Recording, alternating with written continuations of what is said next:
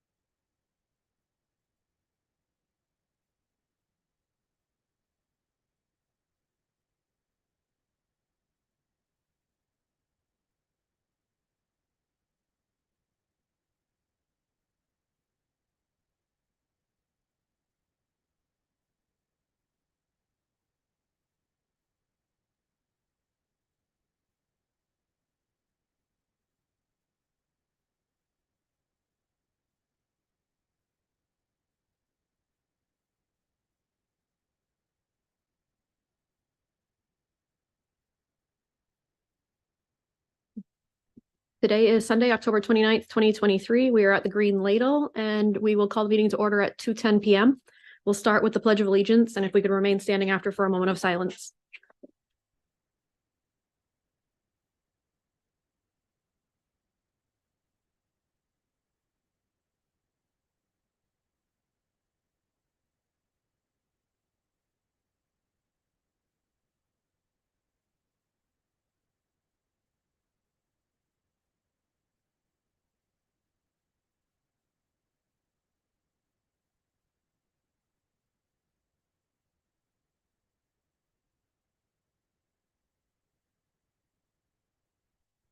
Just as we do this moment of silence.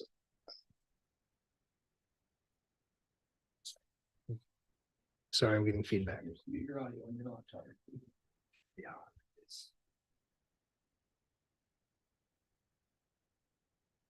As we do this moment of silence, remembrance, appreciation, just want to remind everyone this hurt runs deep, not just in Lewiston, but in our whole region. To Auburn, Winthrop, Lisbon Falls, Bowdoin, and all others directly impacted and involved in our region. We are with you, and we want to do a moment of silence to recognize all of that.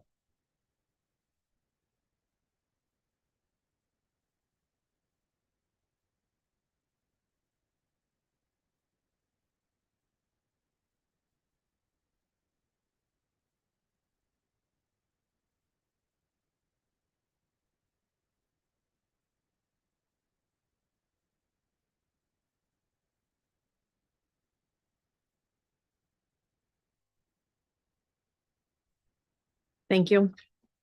We'll now do school committee member introductions, and we'll start with Counselor Scott.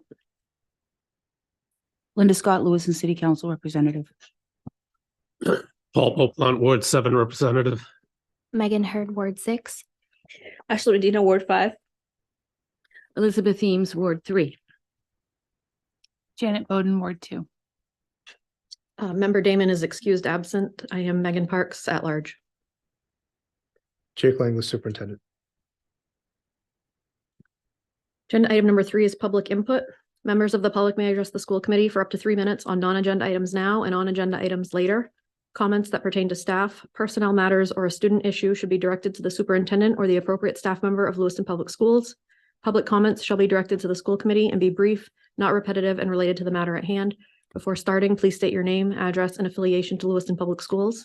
Are there any members of the public that would like to speak?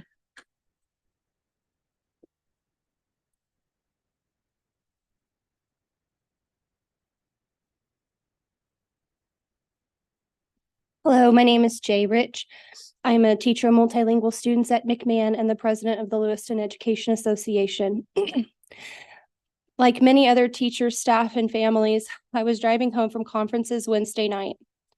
So I was talking to my mom on the phone. I pulled over for 3 to 4 police officers thinking nothing of it. Then as soon as I walked into my door, the first call from Superintendent Langlis came. The message was sudden, brief, but urgent. Quickly learning of the severity of the situation, we locked down. It was terrifying, however, we were able to make ourselves safe. Like many others, I wouldn't have immediately heard of this dangerous situation if it weren't for the quick actions of Superintendent Langlis. On behalf of the Lewiston Education Association, I would like to publicly thank you for making that call. While trying to express the severity of the situation, you didn't embellish, but shared accurate information. Superintendent Langlis continued to keep the LPS community abreast of new information and how it impacted our students and school community. His calm voice was reassuring to many across the district, including myself. While the decision to keep schools closed Thursday and Friday was not easy, it was the correct one. LEA would also like to acknowledge our building administrators who have worked tirelessly in the wake of this tragedy. Additionally, I would like to thank you, the committee, for making the time for this necessary meeting.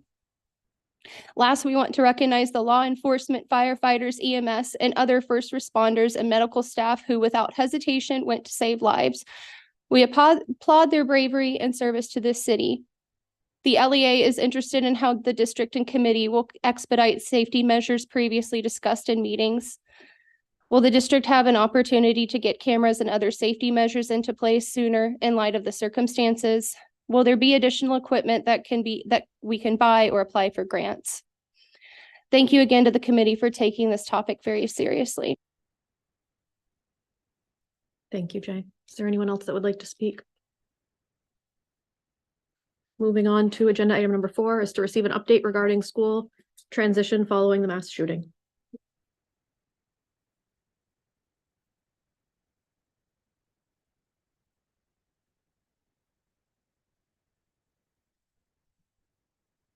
Thank you, Jay. I'm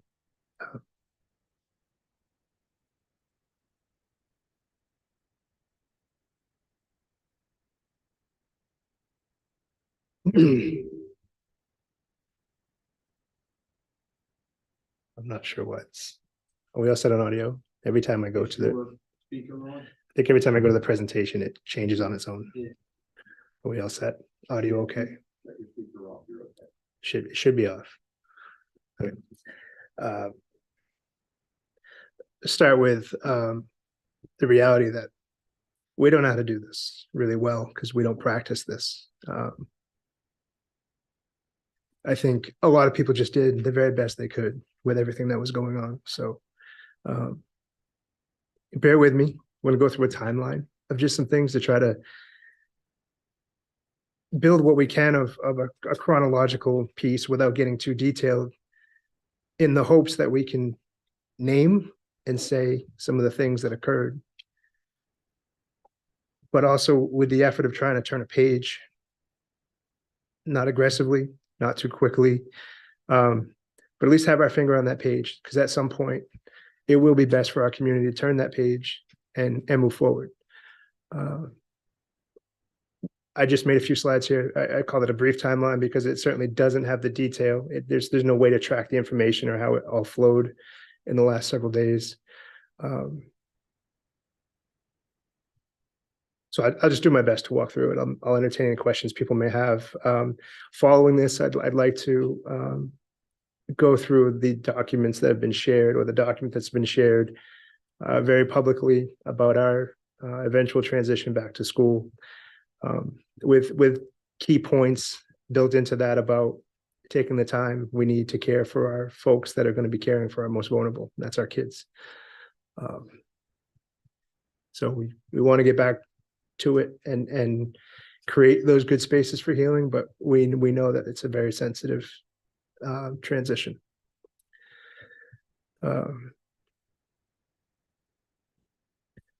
So here we go.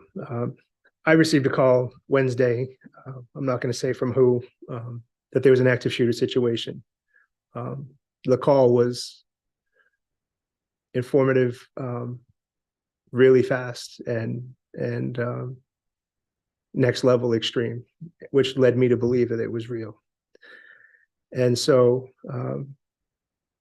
as soon as I had that information, I went to my laptop in my kitchen, logged in, and created a brief message. So in the hopes that it would get to places as fast as possible. Our mass messaging system, I mean, it takes time to reach out to 10,000 people or so when we do it.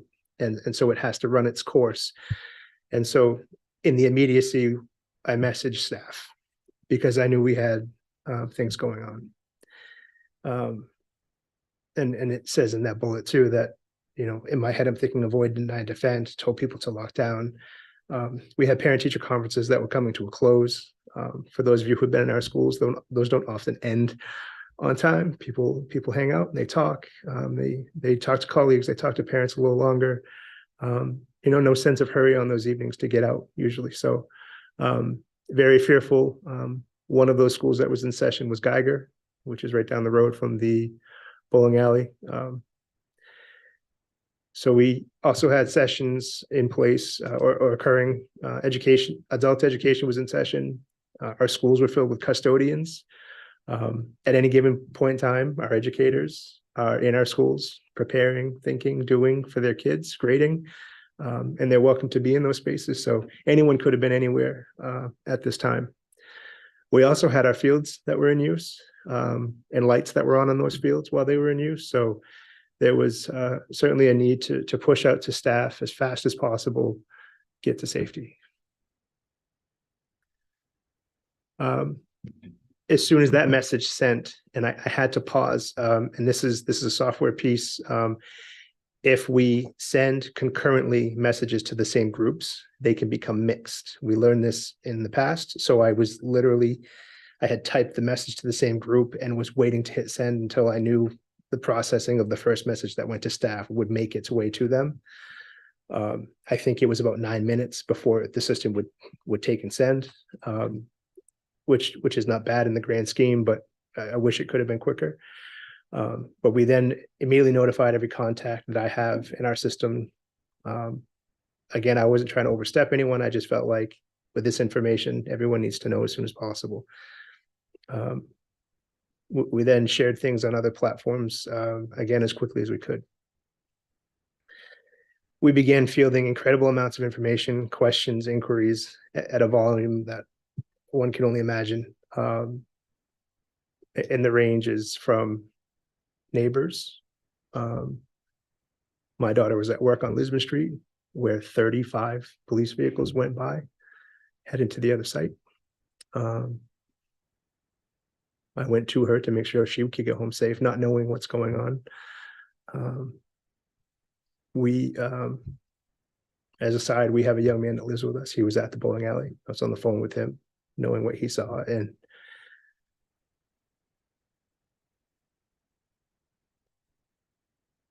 so we were feeling a lot in the moment.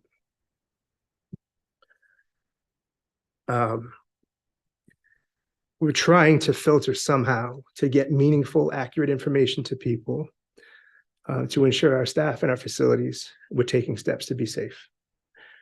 In these kinds of events, you don't know what's next, if any, or multiple places. So we were very mindful of that.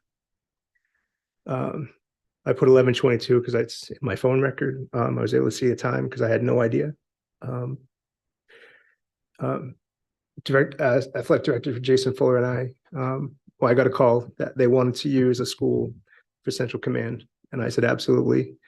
Tell me what school and I'll be there. My wife wasn't pleased that I left because this manhunt was happening in our neighborhood or just down the road. And but I think she understood. So I left my house. I called Jason, who lives locally, and we met here with Central Command staff and Lewiston police department staff.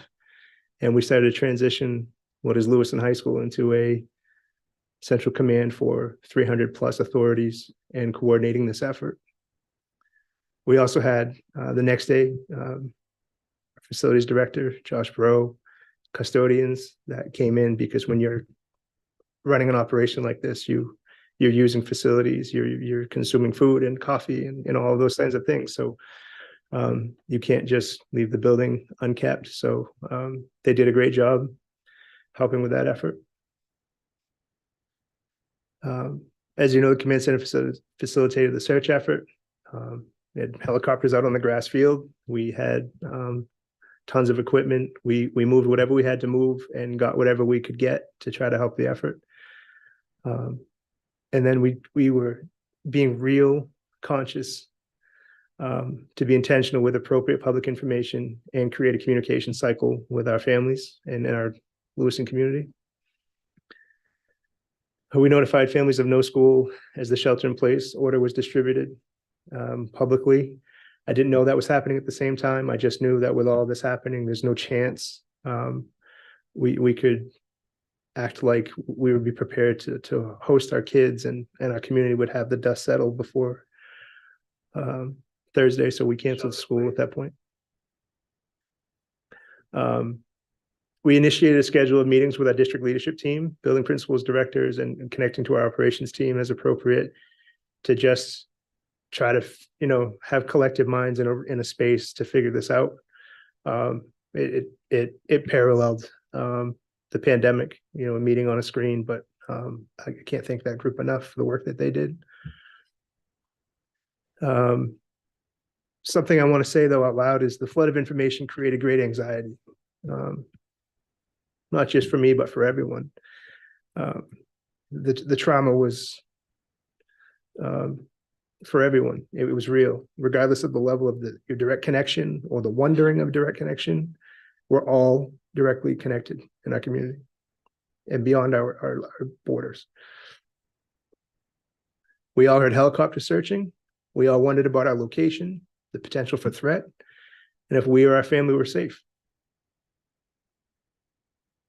We all held emotions for those killed, those hurt who are still fighting for their lives, those who witnessed these terrible things or experienced the pursuit, and those responding and helping after and throughout. We started to gather levels of impacts to students and staff. And principals, directors, other staff were reaching to their administrative teams and some directly to me or the district team.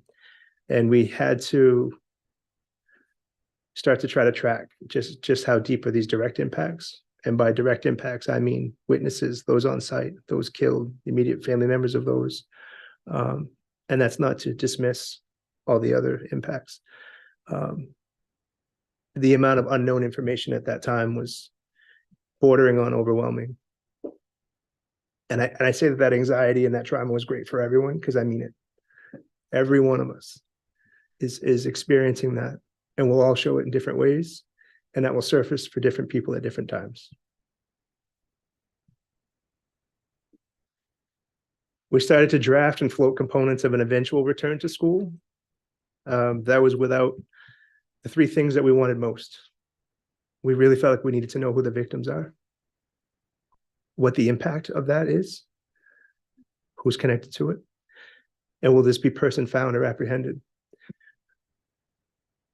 We have to think ahead in these moments, and without additional information, it's unimaginable to think, what would it be like to return to school if they never find this guy?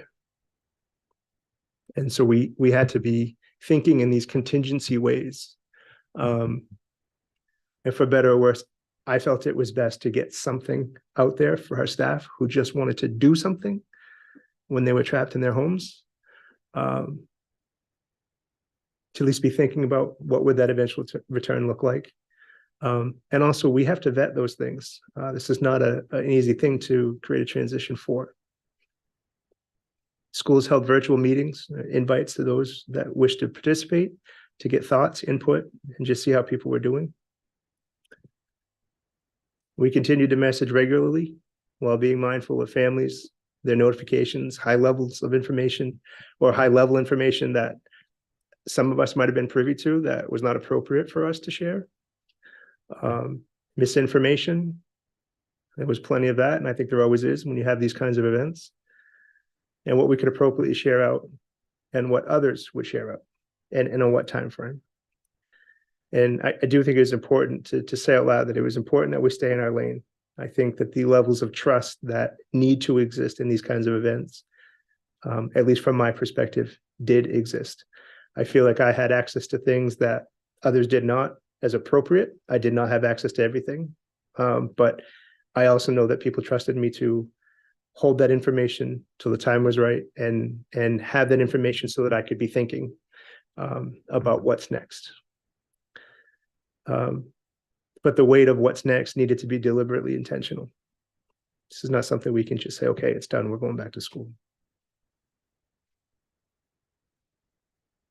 As we continue through the meeting, we'll do a walkthrough of the plan. We have shared that publicly. There's a couple of little pieces that we have found that we want to tweak, but I'll touch on those.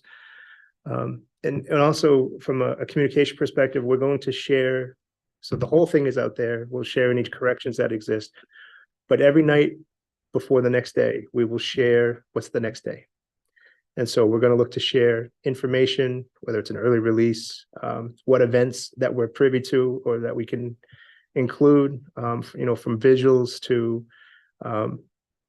events that will happen as we get back to moving this train down the rails. So we'll make sure that every night people have something, and we'll post that out like we always do of, okay, what's tomorrow? And in case they need that daily. Monday night at 6 o'clock, we're going to host a virtual town hall with multilingual supports. We've done this before using a platform called Lexikeet. I don't know if people remember back in the pandemic, it allows for live streaming so people can see whatever I need to share, but also can ask questions. And the way that the system works is the organization Lexikeet, they get interpreters, and then people, when they sign in, can choose their language. And so they have grouped interpreters, and then they can ask questions through the interpreter, and those come back to me in a way in which I can manage them. So it'll be a good Q&A session. And again, that'll be available. It's live streamed. The tech team is going to help us live stream it on our typical platforms, as well as Lexikeet if someone just wants to watch, and we'll capture that so we can post it. But really want to work through the question and answer pieces that people, I'm sure, will have. And again, we'll blast that out as far as when it is and what it is. So that's going to be 6 o'clock Monday night. I'll be stationed at Longley. We may have some limited seats there for that, for those who need different language supports for locally. But again, that's an online platform we're going to use.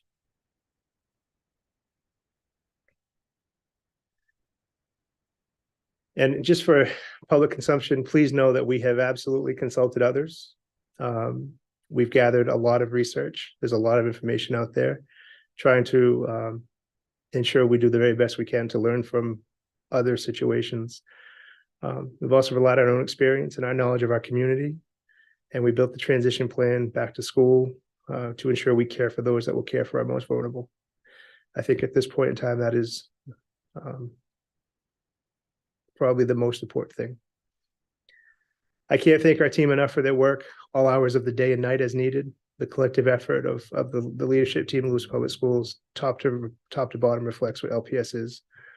And I put Lewiston Strong in there because it didn't matter what time, day or night. If I reached out to people, they were getting back to me, and we were able to coordinate things and be really detailed and follow through with things.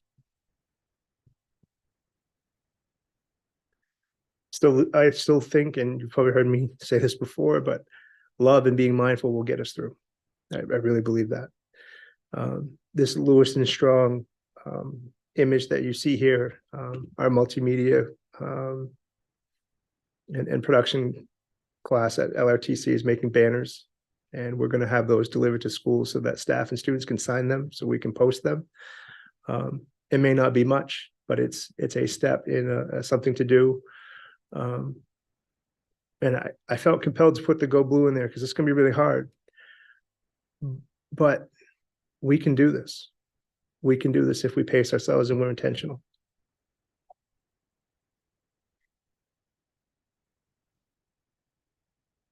Just want to pause before I go through the specifics of the transition plan to see if there are any questions from anyone.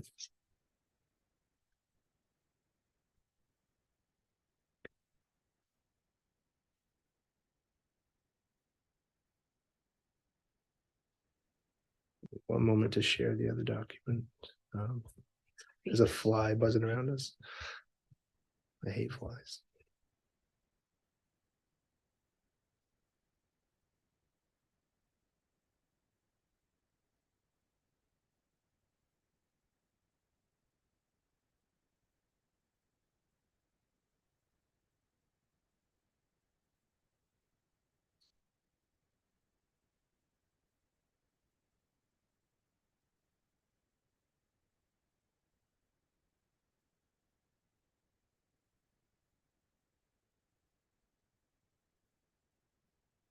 My apologies. I so many tabs open. I can't even.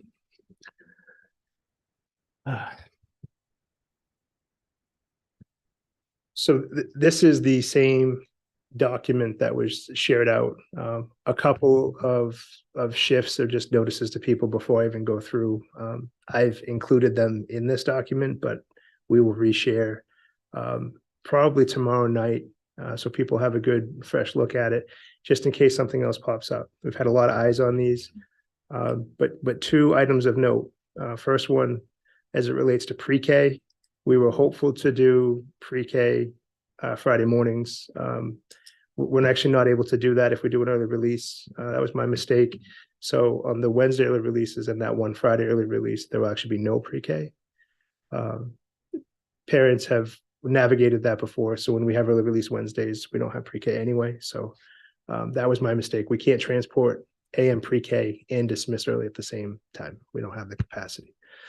I also want to take this as an opportunity to note that this is not just teachers and classrooms. I mean, we have impacts directly to our custodial staff. We have impacts directly to our nutrition staff.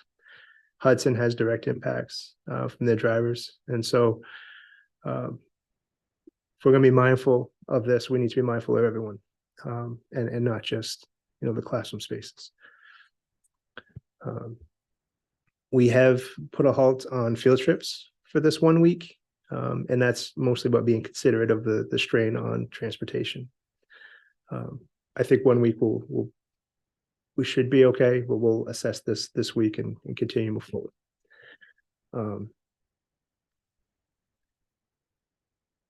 So I don't want to read through all of it, but I do want to hit on some talking points. Again, Monday night at 6, we'll do that Q&A piece. Multilingual supported. We can reach out to all of our families through that platform. And I think this is important to share that as we planned our transition back to school, the power of routine to reestablish a sense of normalcy, to gather again and to support one another is critically important. Knowing that time and space reduce pressure. And so whatever pressures we're feeling, we need to take the time and allow for the space for that. You can't rush grieving, mourning, or healing.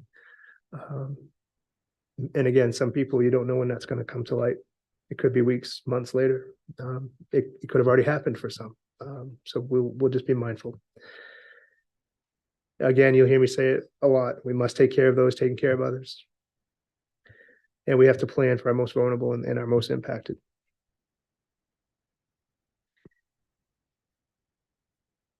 We certainly looked at many factors, and instead of going through the more written piece, what I'd like to do is mention that we're going to pace ourselves. Sometimes people need to have permission to feel, and I'm saying that out loud. You got permission to feel. It's important to do that. Really, really important. Engage in a lighter version of routine with time and space to navigate individual dynamics. This is kind of a message for students in that it doesn't mean no academics, but it just means we're going to pace that as we return. So if a teacher introduces some academics when you return, but it's paired with an environment where people can have conversation, talk about where they're at is appropriate, and whatever they're comfortable with, then that's okay. What we don't want is unstructured time for people to just sit and stare at each other.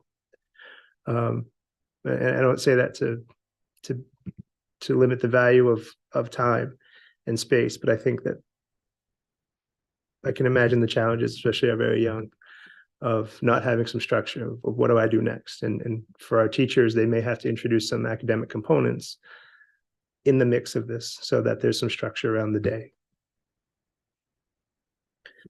And of course, assess, reflect, and adapt to what we learn as we go.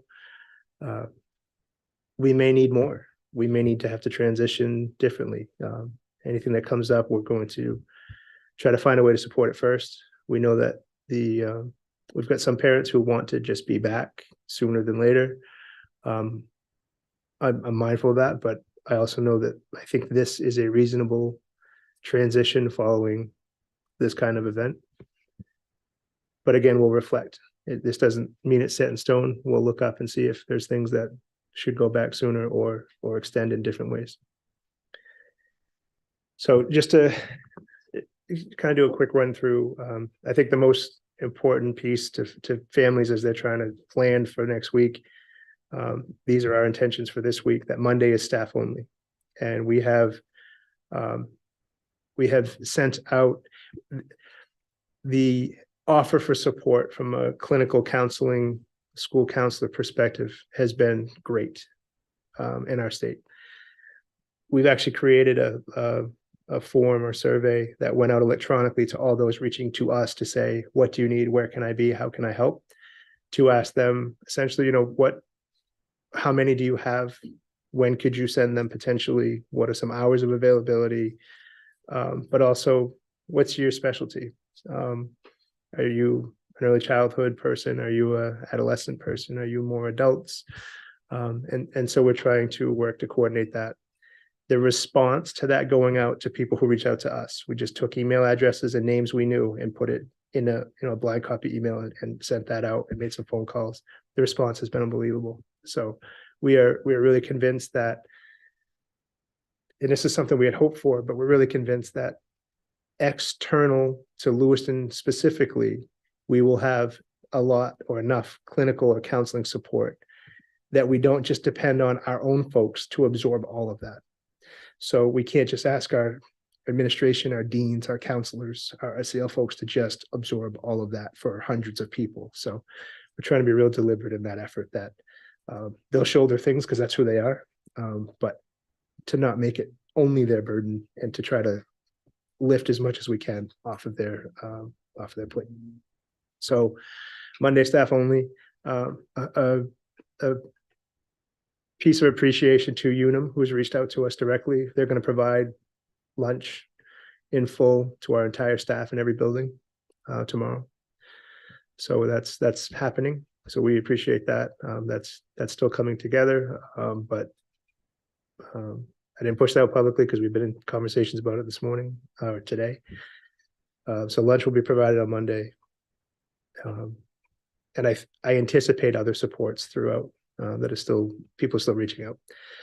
Tuesday, a school day with intentionally light schedule, reflection time and just gathering. To that point, we're working on a tip sheet for staff. Just be thoughtful of these things, just to help them kind of help themselves in that space in that moment, and to make sure they have resources for a student or other adult even that might have a higher level of need that's showing itself. Wednesday, an early release for all students. Again, when we have early release, we do not have pre-K. That's a transportation logistical snag. But staff are going to remain Wednesday until the end of the regularly scheduled day. So when they would typically dismiss students. And that's just for reflections, to be around each other, to gather, to reflect, and access available resources. And we're not going to have any after school meetings. So Wednesdays is the days that we typically have our professional learning communities, our professional development. So we're just going to hit pause on all of that right now, and not to extend the day. If people wish to stay, to be together, that's fine, but to not say, okay, how did today go in a really high emotion platform, and then say, okay, now can you log into this? We're going to start professional development. Seems really irrational. So want to make sure people are in the right headspace to be able to access those things. So for now, we're just going to pause. Thursday, similar to Tuesday, going light. You might see some academics introduced. It will depend on how it goes. Friday to do an early release again, but then to let our staff go after kids are gone. They can stay and access supports. They can gather outside of work. They can go do what they need to do. I just want to be mindful that the amount of stress that teachers and ed techs and staff are going to take on is great. So the ability for them to have some time to make sure they're ready for the next round of this before it's back to a routine, I think is important.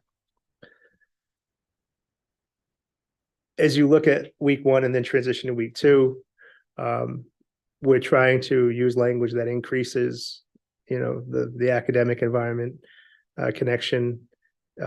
Following that Wednesday early release piece with, again, I think that will be that week and a half in where we can really try to assess in a significant way, where are we at right now?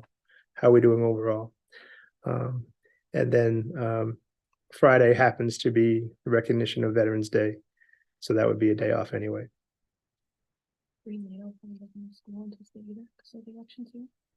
Oh, they do. Oh, really? Yep. As a mention of elections, Chair Parks was just mentioning, so Montello and Next Step don't have school. Adult Ed folks, I would encourage you to reach out to Adult Ed to see what sessions they have and do not have. But those are election days. We don't have school in those spaces anyway, because people are using this space for polling. That's always been that way, far back as I can remember. So that's not a change. That wasn't in the first version. So I want to make sure that I know that we've added that, and that will be on the updated version that we push out. And again, that's Tuesday, the 7th. Absolutely. Yeah. So I had shared this last night on Lewiston Rocks and in a couple places, and there were a lot of questions that came up. That was one of the questions that people were really concerned about. What was the situation around Election Day? But also there were a couple of parents from Montello that referenced after school programming on the 6th that usually occurs. And are you going to just address, if you could address that? Yeah. So after school programming, where we're at right now is we're not going to hold it week one. And by after school programming, I mean 21st Century and the Montello after school program. Smaller after school programming, like chess club, something of that nature. We're going to leave that up to advisors. And the difference between the two for us is logistics. When we have the bigger after school programs, we provide snacks and transportation. And we want to get through week one, and then we'll take a look at that probably midweek toward the later part of the week and just see if we can bring that back for week two. So right now I don't have an answer on the 6th because we're going to assess that as we go. But we're as soon as we can logistically and also staff wise have those, we'll look to put those back in place, and we'll message that out. Okay, so I'm thinking that as those questions come into us, this might be where we would say every night before the next day, there's going to be the schedule, the update, and so that people can know to look for that.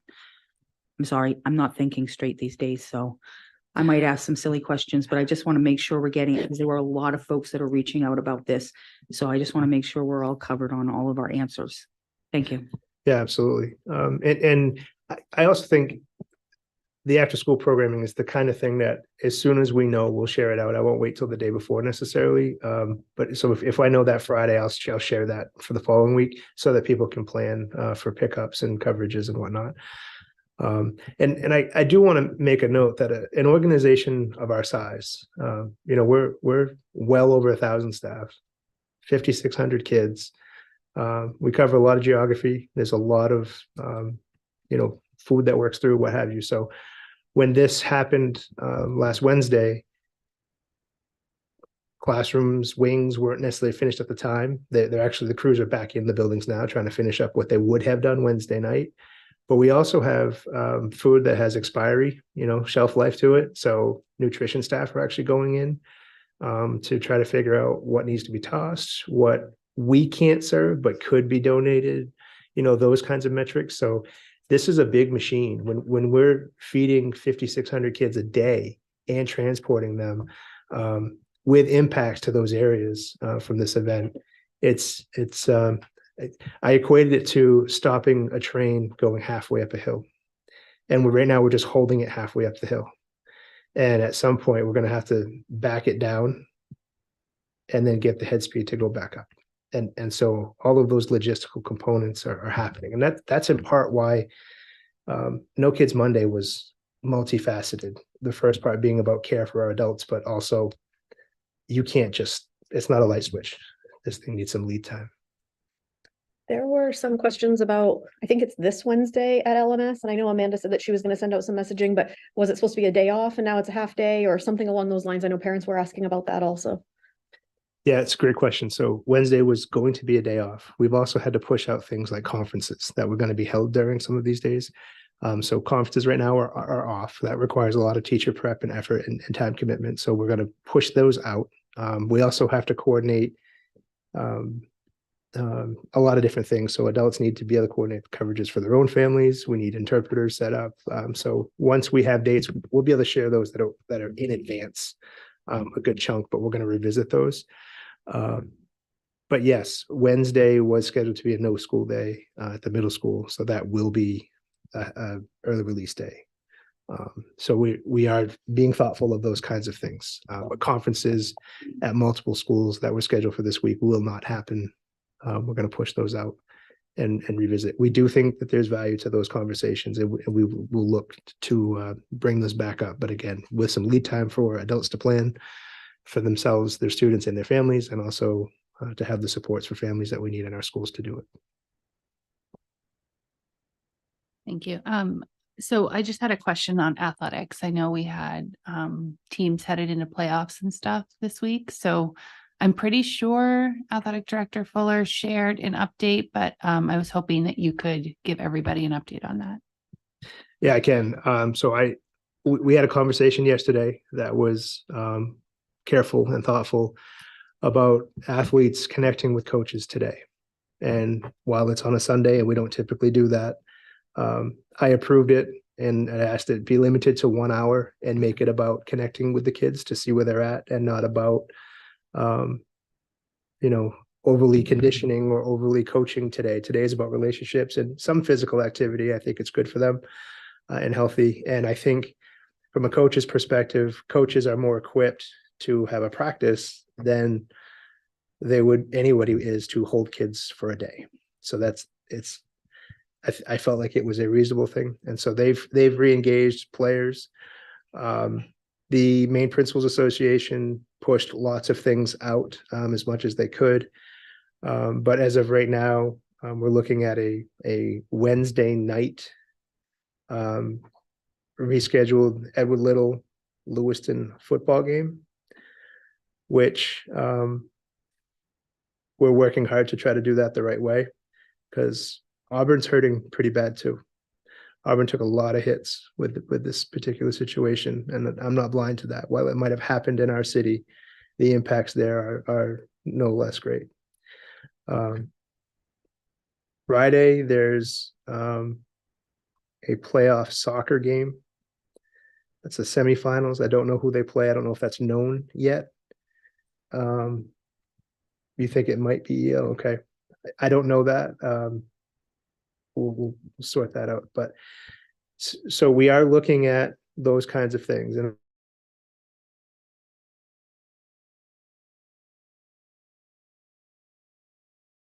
do that the right way. Okay, so are you finished before I want to ask a couple other questions, but not sports related or anything. I didn't know if you were finished with your presentation. I'm pretty close. We talked about Friday being Veterans Day. And then the following week, the Wednesday early release is, in my mind, that window where teachers will really need the time to say, okay, now that things are hopefully much more routine, how do I connect where we were to where we need to go and have time to figure out that metric? So that's the purpose of that early release day. And you can see on the other days, it just says school day. So again, I'm not asking people to just hit Monday the 13th flying, but I do think we want to have that regiment, that routine back in place and trying to engage those available in that way and on those days. And then we're backed up to the November break. And so the following week is an abbreviated week anyway, because of Thanksgiving and that November break. Couple notes here at the bottom. And I may struggle with a piece of this, but obviously we're having our meeting today. And thank you to the committee for the support throughout this whole process. It's been a lot. Communication has been pretty fluid. And so I thank all of you for connecting and reaching out, and also respecting the work being done and finding a balance. It's been very good. I really appreciate all of you for that. Obviously, counselors will be available for staff and students. I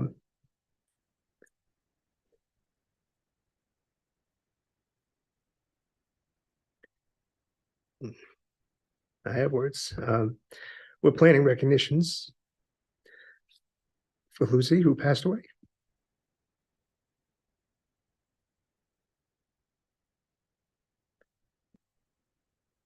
Tomorrow morning will be hard at our building.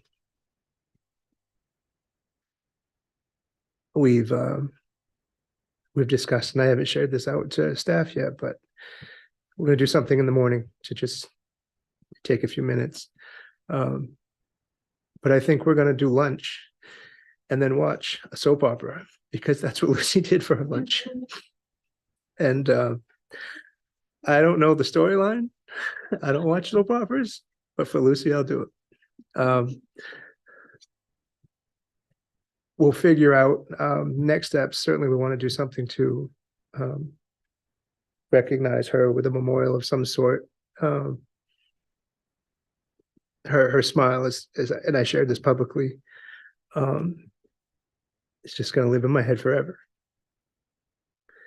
52 plus years that she gave of herself to our kids at work and outside of work. Lucy's son works for us. And Lucy's husband was right there with her when she was doing things to impact our community in a positive way.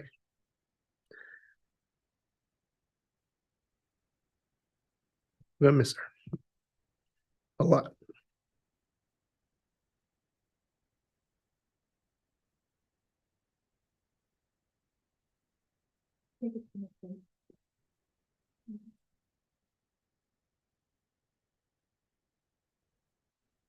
Member Scott has asked that we take a 2-minute break, so we're going to do that now.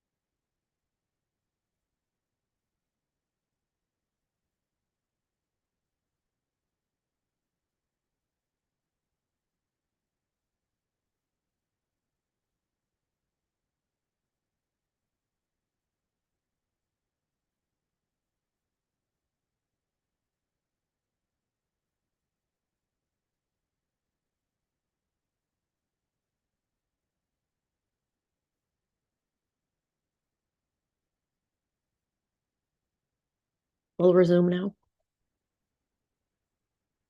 Just want to share that IT has just shared with us that the live stream has been interrupted. It's outside of us. So we'll continue to record the meeting and post it, make it available as we always do.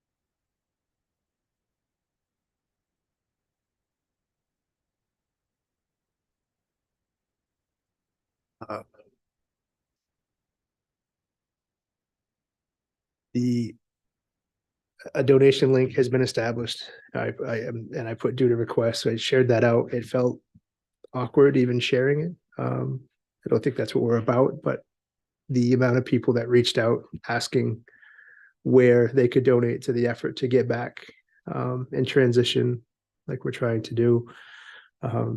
As you know, you recently approved the use of that Clover system, and that's what we're using. From a link perspective, there are things that maybe could be adjusted over time, but we just didn't have the time. So we got the link and we put it up. But just so people know, there's a 3% surcharge on that we couldn't take off. Again, maybe it could be done over time, but it's just something that people were really asking. Many of us are being flooded with those offers or requests, and so that's up. It's available. It's on our website. People have asked, what are you going to use that money for? And so we have already put some things in motion. We are trying to secure some craft-like things that will help people with activities and expression. So we mentioned the posters. We're also looking at some other things. I don't want to tip my hand or create an expectation in case it doesn't play out, but it's those kind of things, like, what could, and I say this rhetorically, but what is something that every student and staff could do that would be symbolic in some way that they could have and hold and build. And so those kinds of things that we're looking at, using those kinds of funds for, and I don't know if $10 will come in or 10,000. I have no idea. I haven't looked to see what has dropped in there, but that will be the intent of those dollars. And if it exceeds this transition, I would say it's still going to be used in and around the wellness of our kids. So just wanted to share that. And again, it felt awkward because we're just not that kind of organization to be seeking those kinds of funds. But people were knocking and offering. So I did mention coaches have been told they can re-engage their teams. I got to fix this bullet about the pre-K, but again, no pre-K on Wednesday and the Fridays, the early release days. After school at Montello and 21st Century, not this week due to logistical reasons and staff time, but we will look at that and message that out as soon as we made a decision. We're also in the midst of state assessment follow-ups for fall assessments. We've been in contact with the state and they just said, don't worry about it. So we're just gonna let that go. That won't be done. We also have local assessments that we do, like F&Ps, to figure out where students are at from a reading perspective. We're just going to hit the brakes on those right now. We did have some teachers reach out to us and say, can I do them? So it's not that you can't do them. We're just not saying you've got to rush to get them done. Because that's information that's live in the moment that helps teachers inform their instruction. So we're, again, not walking around asking where the data is, but if teachers want to continue to work through that with their students, they're welcome to do so. There's also been discussion about when the quarter at the high school level and when the trimester at middle school and down. Should we move those dates? This sometimes happens when we have a lot of snow days. We adjust the dates of the ending and the reporting. I don't think we have that answer just yet, and for a couple of factors. One is, I think people understand if a report card is not as detailed as it might have been if this didn't happen. I'd like to think that parents will understand. And if they have questions about their child's learning, they can ask those. But also, the doing or making of report cards and the printing of the copies, the disseminating is a big ask of teachers and other staff. So you may see some delay there, but we haven't decided on it just yet. Another layer to this is, and I've already been asked by many people, do we have to make these days up? And so I have a strong opinion that we don't add to the burden, folks, but I think that's something we want to revisit. And any kind of request for a waiver would require a school committee vote first before we send anything up. So we'll revisit that. We don't need to do that right now, but I think people know where I stand about trying to extend this school year for those caring for our most vulnerable.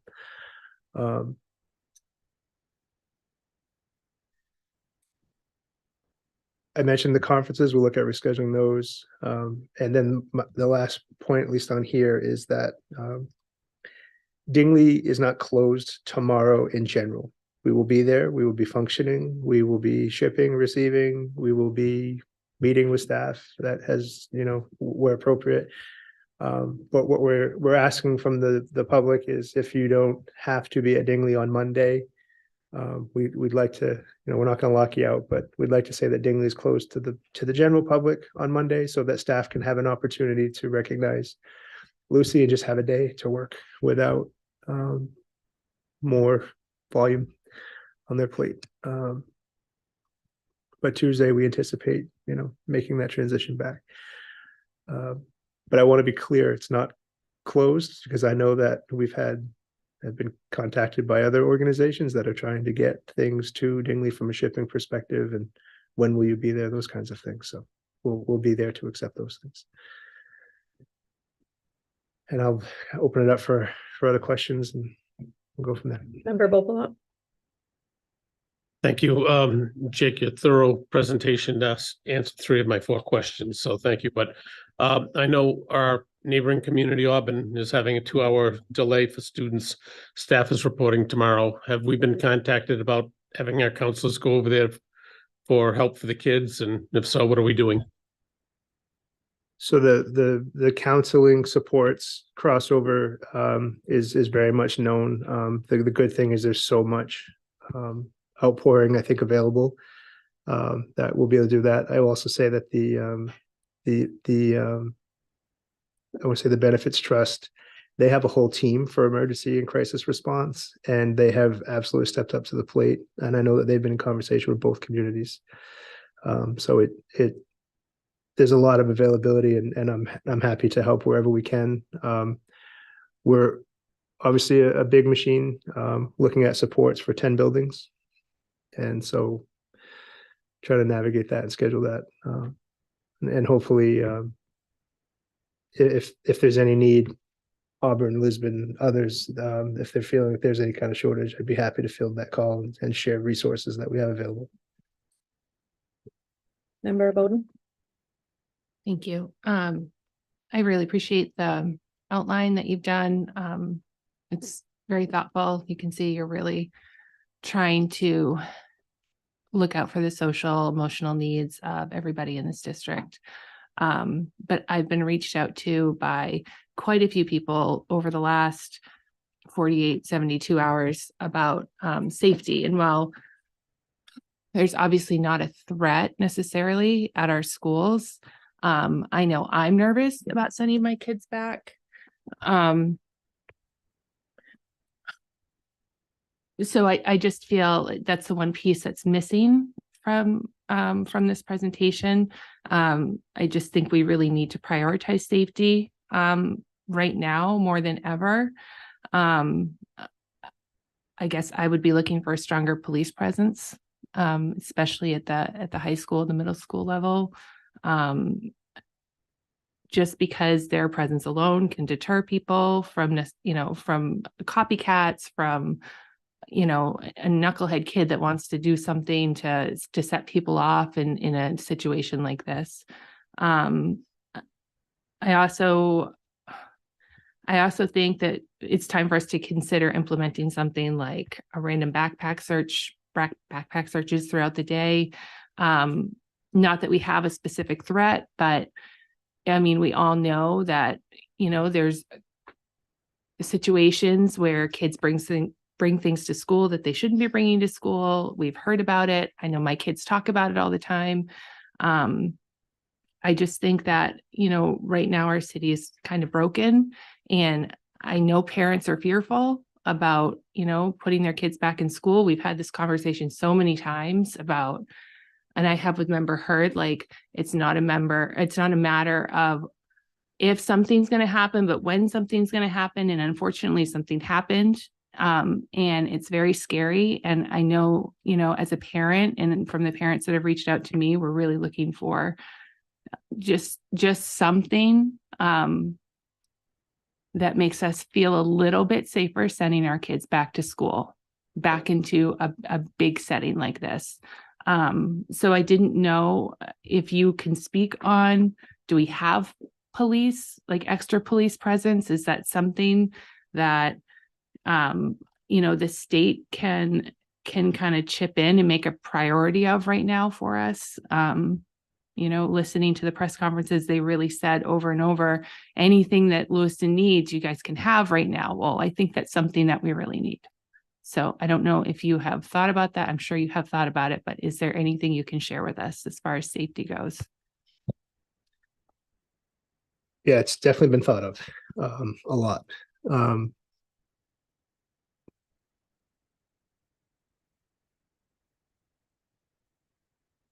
There's some real challenges in these next steps, no matter what we do. I know that just being out and about today, it was kind of like, I feel like I'm still looking for that white car. And I know that this situation has been resolved. And by the white car, I mean the one that Robert Card left in Lisbon. And, still have this, I think, chemical imbalance, what have you, going on in my brain of, I'm still in the mode of this is not done. And so I can only imagine that other people are feeling some level of that too. I've long shared with people, and I still believe this today, but I also understand that schools are not prisons. And I worry if you mechanize security, and there's a lot of research out there about it, that it doesn't actually shift safety. While saying that, I would be curious if all these resources that are out there could help us expedite some of the things that we already have in play. I know that you've talked to me about that, about, at a minimum, can we, instead of us trying to cobble together the money for like the cameras and the sensors that we talked about a week ago, could someone show up and assist with that in an already challenging budget? So I think those are pieces. The other thing I want to say is, law enforcement has done nothing but step up. And I already know that they will have more patrolling, more presence. That piece I already know. I didn't want to necessarily put that in the memo I don't want to create fear unnecessarily. And that's a real challenge, because I think when you say we're doing all these things, I'm reminded of weeks back when we said no backpacks at the games. Well, no backpacks at the games came from a cycle of kids bringing silly string and spraying it in crowds of people, being in line at the concession stand and just turning and banging into people when it was congested. We just got to a point where we said, listen, you don't need a backpack to attend a game. No backpacks. But I also had a lot of people asking me immediately when that messaging went out, is there a threat?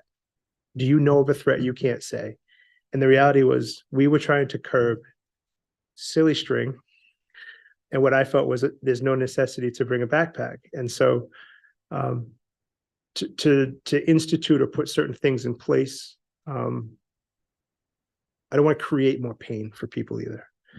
So I'm trying to be very mindful of that. Law enforcement has already said they'll patrol more. We will have our SROs available. We can ask for more, but it wouldn't. Nothing would be forever in that sense. And I'm not naive, but I really think when you're hurting like this, if you go about it the right way, what won't happen is you won't ignore the hurt and the deep feelings, because if you do, it will manifest itself in other ways, and it will come out in ways that we don't want. So, love isn't a metal detector. Compassion isn't a backpack search. But I think those things will win if we do it that way. It's just my take. And I can't guarantee anyone's safety anywhere. Certainly nobody thought Wednesday night playing cornhole or bowling with youth was going to be where this happened. It's unimaginable. But I'd lie if I didn't say that we have to be mindful everywhere. When I say avoid, deny, defend, it's everywhere. It's everywhere you go. And I think that resonates more with us now than it ever has. But it's everywhere you go. So I may not have answered all that question. I want you to know that absolutely we are thinking of that. Absolutely we're having discussions around those pieces, but there's a larger context in my mind. Is it possible, at least for this first week or two, to have a police officer standing at the doors when students arrive at school, just sort of like a peace of mind thing for parents dropping off their kids, for kids walking in knowing the police are there? And I really think that would be, I think it'll be helpful. I don't know if everyone else agrees with me, but that would bring me peace of mind dropping my children off. Member Scott, did you want to speak on that? So a few things, and I don't disagree with Member Bowden. This is scary and people are afraid. So unfortunately, in the last 72 hours, I have had several conversations with other communities in our country that have been through this. I've talked to school board members, to talk to city councilors, talked to federal agents. I've even talked to an NBC News crew person that travels around with NBC News that has covered every mass shooting in our country, all but one. I've also received a lot of information online from the FBI, the Department of Justice, as has the city, on different protocols and how to move forward with this. People are going to be afraid. They're going to be afraid for a long time. They're going to be nervous about going to school. We had people that were nervous about going to school already because of some of the situations we've been having, right? That's a reality. I don't disagree that a police officer's presence, but I think it would have to be the appropriate police officer. And I think it would have to be in the approach of, hi guys, but to make the kids feel comfortable that that Mr. Police Officer is there to protect them would not be a bad thing. I don't disagree with that, Member Bowden. I don't at all. But I just want to caution putting any more pressure on our Lewiston Police Department or anything else that might happen. So I think that definitely should be a conversation that the superintendent has with the city administrator to see if there's a possibility of that. But I also would like to address the fact that there may be parents that just don't want to send their kids back on Tuesday or this week at all. When my 6-year-old grandson asked me yesterday, Meme, are there any more bad men in Lewiston? I don't want him to go back to school either. I just want to hug them and hold them. Honestly, this is so horrific and difficult. So I think that we need to be prepared for if a parent doesn't want to, if a family doesn't feel comfortable, if a kid in the middle of the school day says, I got to go home, that's an excused absence. There's no issue with anybody having any issues with kids not being going. I mean, as long as our parents are contacting the school and telling them and those conversations are happening, I think we leave everything open for major leeway right now, this first week, the second week, maybe even the third week, because we don't know when people will process this. And as we're going through this, you know, we still got funerals and everything else to come. This is not going to be done in a week. Right. So I would think that if we could just reach out, see if that's available. I don't know what the police department has right now, but I think that that's definitely something that we should let's just look at. We don't want to add more trauma. We don't want to add more fear, but we want to add safety, and we want our kids to feel safe, and we want the parents to feel like their kids are safe at school. They could be 100% safe. We don't know what's going to happen. We never knew that Wednesday was going to happen. But it's just that feeling. And again, this whole perception thing is huge right now on how people feel, how they're reacting and everything. So I think we have to be really mindful of that particular thing. And that's why I think that Member Bowden's point is really important to understand, because there are a lot of parents that are feeling that way. I'm sorry, I know I had more. It's not all there right now. You know, there were some folks that were commenting on social media when you first put this out about my kids need to go back to school. They want their kids to go back to school. And what I would like to, that some even said that we weren't impacted. So what I would just like to say is that look at us 8 and how difficult just this conversation is. We have to take a break. Half of us got tissues in our hands. Maybe all of us have tissues in our hands. This is what's happening with our staff and our students, right? And all of our families. And this is why we're having an emergency meeting on a Sunday, and why we're talking about all these things, and why we should be very grateful for a superintendent and a staff that really have been very thoughtful to how we're going to move forward in all of this, and being methodical and making sure we're doing what's best for our community. I'm all over the place. I apologize. I just wanted to reiterate, I think that it's important that piece be talked about. I'll have more. I'm sorry.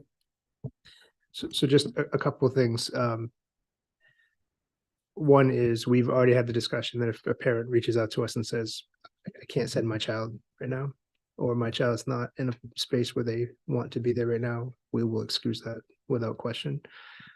I also want parents to know that some of the best places you can be is around your peers, and where there are supports kind of navigating the building, should you need a spot check or just something small or even something big. Schools, for better or worse, have become a well-networked place for support. And so I think that that's a thought too.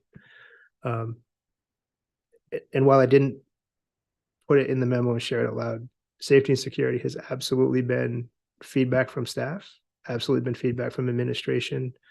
Facilities already looking at some things. And from I don't make decisions for law enforcement. So I can't make promises there. I also don't want to make promises that other people can't keep. I know that we're better staffed at LPD right now, but I also know they just lived through something that is,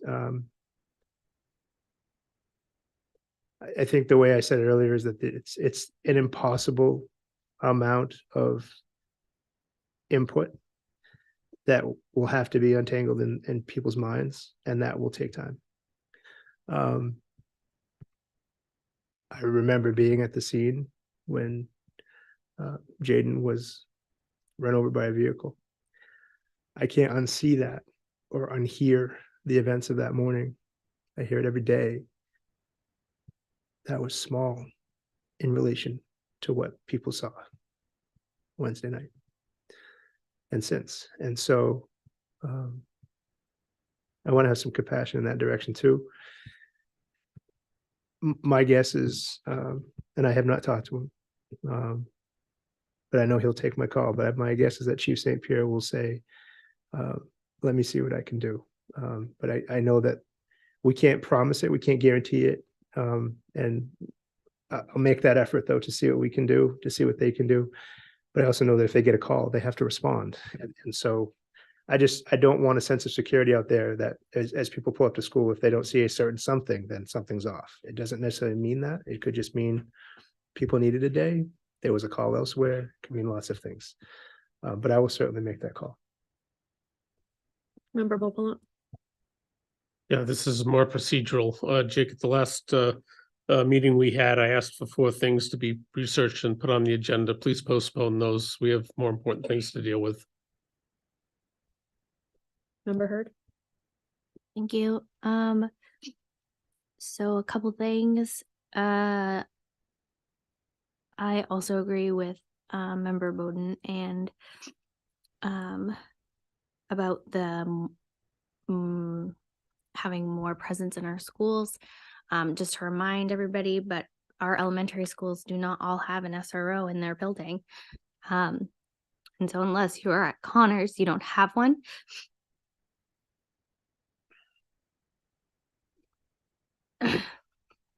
And my son is 8, and he told me the other day that, Mommy, I'll get to my sister because we don't have a police officer in our school. And so for my 8-year-old to think that he is responsible, that's hard as a mom. And so they see that and they recognize that. And so again, I don't want to put more stress on LPD than we have to, as they are also dealing with a lot. But if that is possible, I think that's something we do need to look into. I also want to make sure we have a lot of new staff in our district. And so that they're up to date on training and what would happen if we were in a lockdown situation. I know not all of our staff have been able to participate in the avoid, deny, defend, and obviously we're not going to run any of those scenarios right now in light of everything that has happened, but just make sure that we're reaching out and making sure that we're all covered on that front. Also, where some of our students don't feel safe, kind of echoing what Member Bowden said before, we may have students who don't feel safe and they are bringing things into our schools to make themselves feel more safe or to protect them. And that is a big concern of mine. I'm also concerned, and I'm hoping that as a community, we can come together and open up different places. I know we don't have some after school programming right now, but these early release days are now letting kids out of school that may not have someplace to go after school, and they don't have the support and they don't have someplace to be on those early release days. So members of our community need to come together and offer spaces for students to gather in those types of things.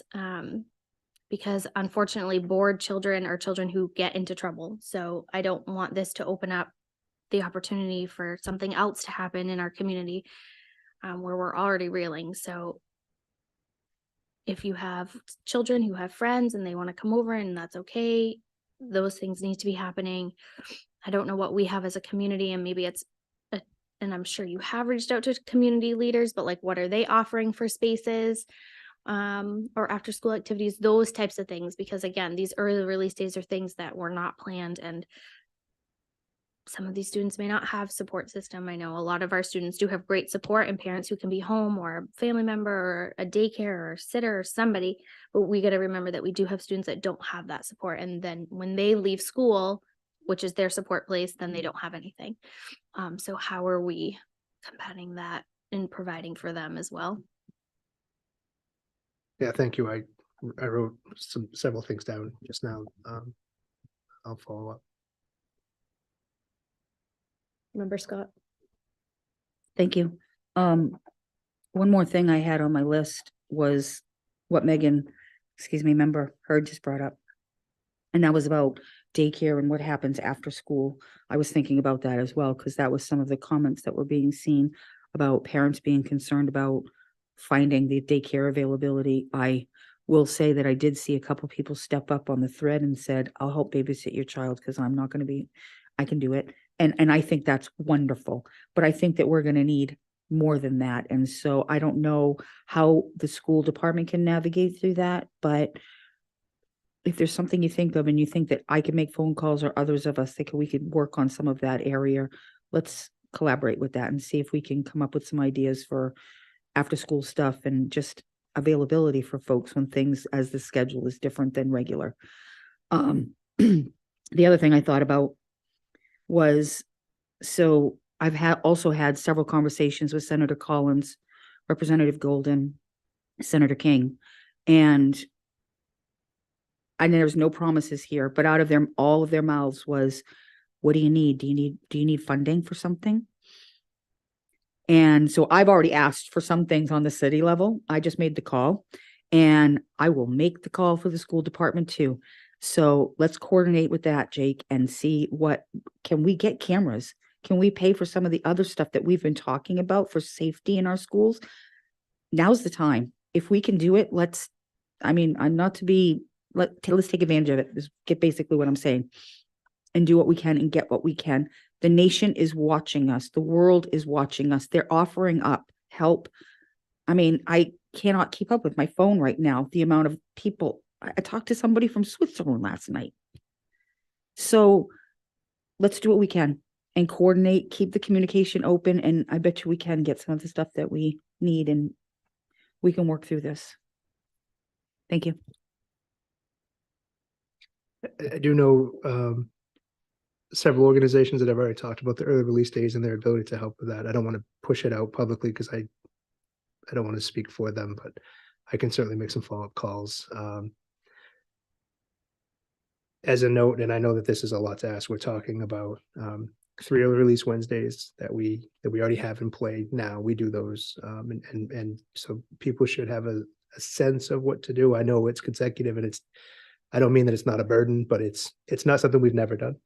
So it should be familiar, at least by process, and one Friday that we're doing that. So it's from that construct, it's a couple of days that would be different for people that were an added ask. I don't want to speak ahead of what I should. I know there's some planning for some community-based activities connected to some of our youth organizations. I know those are in planning stages and not finalized, but those are things we can share, but that might also help. I know of at least one group that was trying to harness the early release to do certain things with youth. So, but again, I want to wait for them to complete their plans and we can share them, and I'll continue to reach out to others. As it relates to the funding piece, I've heard the same and had some direct messaging. So I think let's get a few days in motion and see, maybe connect on a day midweek to see what ideas we might have. Member Hurd.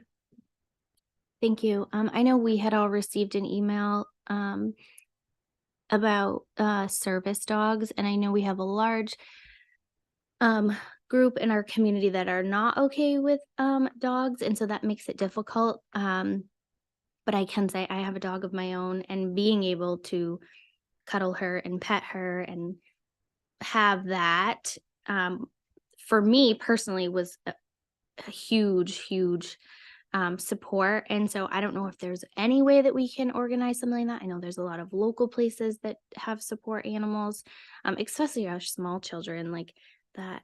And even for, like I said, for myself, and again, I know there's a big part of our community that is not okay with dogs, but I don't know if there's any way that we could organize something like that, even if people could go to, like, of their choosing to go and say this time from this date, from this time to this time, if you want to go let a dog lick your face and cuddle you, then that's an option for you.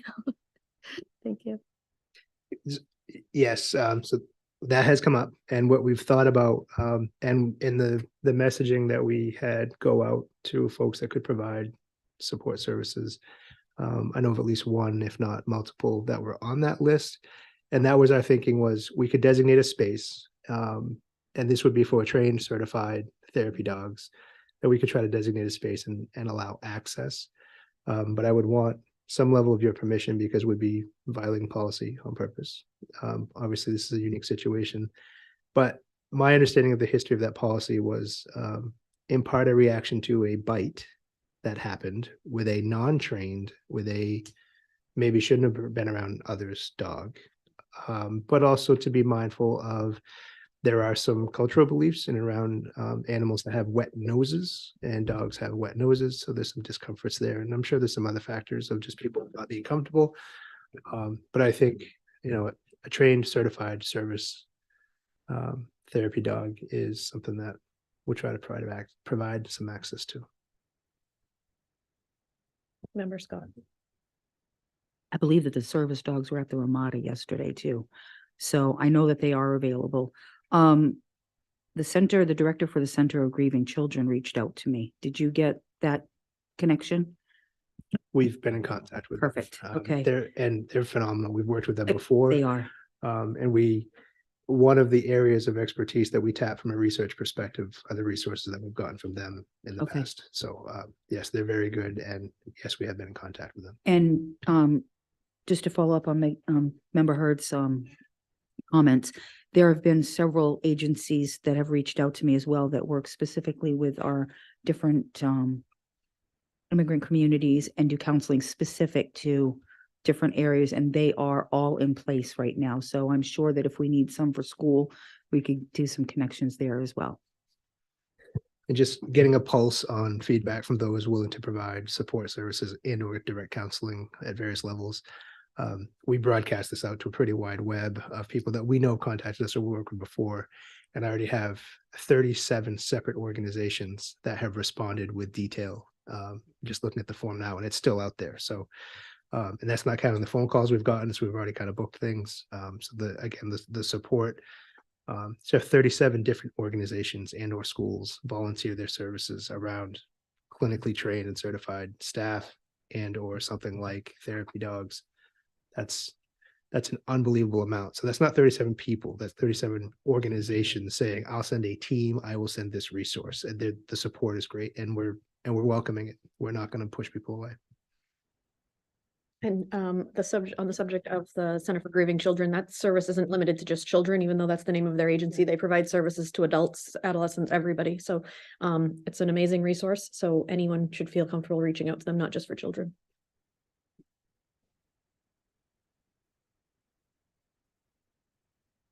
Any other comments, questions?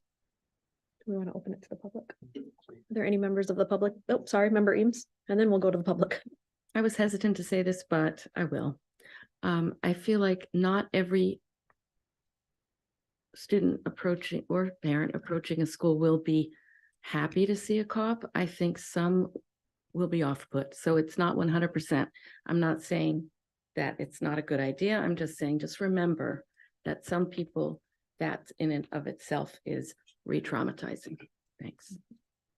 Thank you. Are there any members of the public that would like to speak?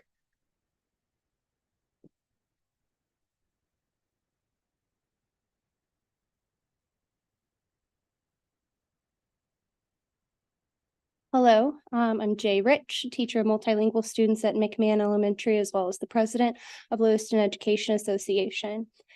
When reviewing and discussing the transition plan for the return to school, many educators have agreed this is a solid plan that works to address the needs of a grieving community. The impacts of Wednesday night are far and wide and will continue to ripple for months and years to come. Jumping right back into the rigor of the curriculum on Monday would have been detrimental. Educators know that students are unable to learn and retain new information when their basic needs, including safety, are not met.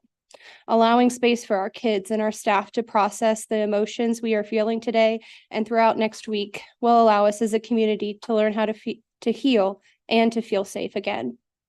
It will be an ongoing process of healing and grieving. However, we will get through this together. As educators, we are on the front line of the healing process by helping our students cope with what they heard, what they saw, or in some circumstances, with losing a loved one. It's a heavy load, but one that we take gladly and bravely. However, we do need the time to gather ourselves first before we can be emotionally available for our students. We know we are supported by our administrators throughout this process. For these reasons, the Lewiston Education Association is in full support of the transition plan. The LEA would like to recognize the time district leaders took on Friday to listen to feedback from educators and staff to develop the plan of understanding and compassion. We do acknowledge the adjustments and impacts this will have on families, and we ask for understanding from our community as educators prepare to meet the intense needs of our students. To families, please know that while your students are with us, they are loved, they are heard, and they are supported. We ask our committee to support this plan and continue to provide understanding for our students, families, educators, and staff. Thank you. Thank you. Are there any other public comments? Do you have anything else to add?